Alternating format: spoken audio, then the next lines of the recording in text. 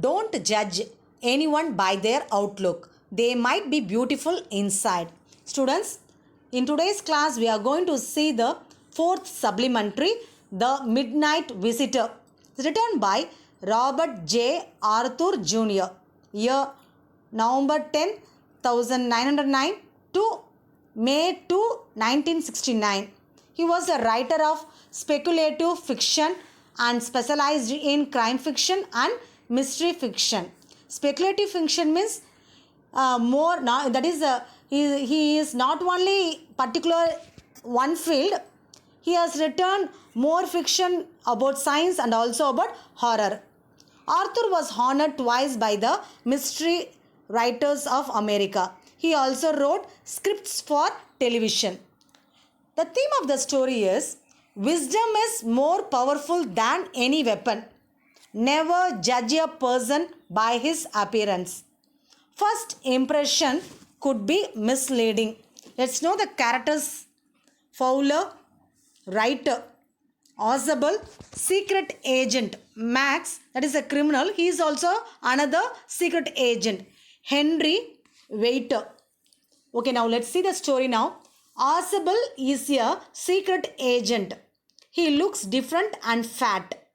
He is staying on the 6th and top floor of a French hotel.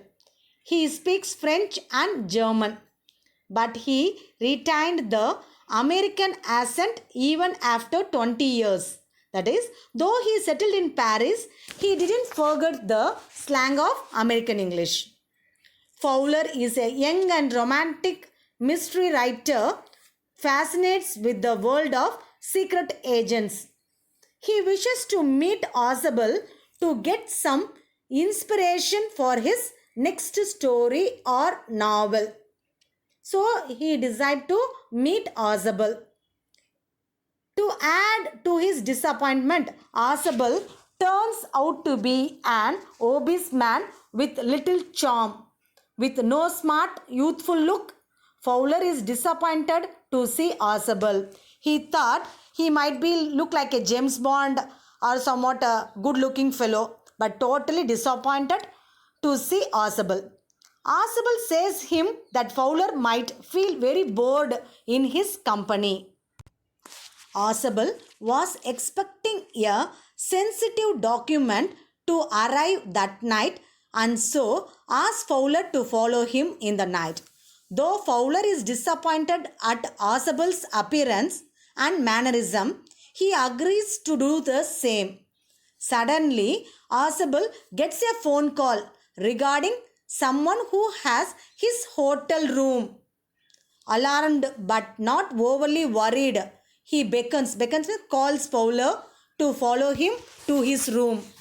When they both enter the room and Ausable switches on the light, they find a man standing in the center of the room. He has a pistol in his hand. Fowler, who was disappointed at the beginning, feels the first thrill of the day. Ausable identifies and calls the man Max, the rival spy of Ausable. Max asks them to enter and lock the room.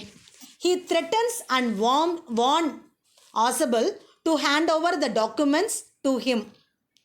The documents, that is the report about some missiles. Missiles means some evuganigal, some secret about the country somewhat.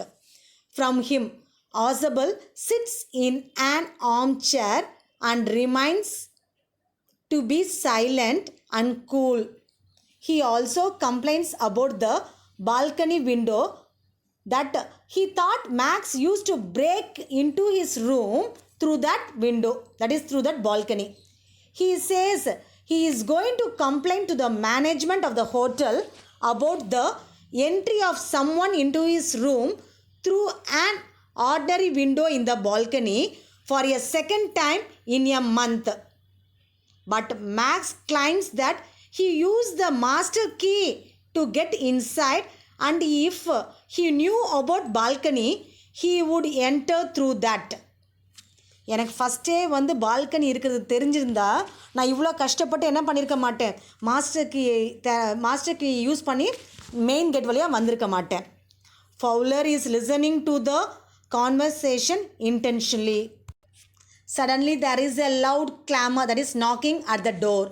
Osable suggests that it must be the police, that he has arranged to give extra protection to the document.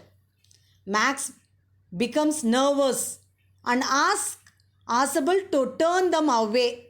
Meanwhile, he decides to hide in the balcony. He threatens to shoot if he smells any trickery. Any tricky things if he does, he says that he will shoot. As soon as Max leaves, that is jumps outside the window, he yells out of horror as he crashes to the road below. The room has no balcony after all. That means he falls through the window and he fell down and died. The door opens and Fowler sees a waiter holding Osable's drinks. That is what he has ordered, no? That was brought by a waiter. There is no policeman. Fowler is relieved and impressed by Osable's presence of mind. He realizes the truth that appearances are deceptive.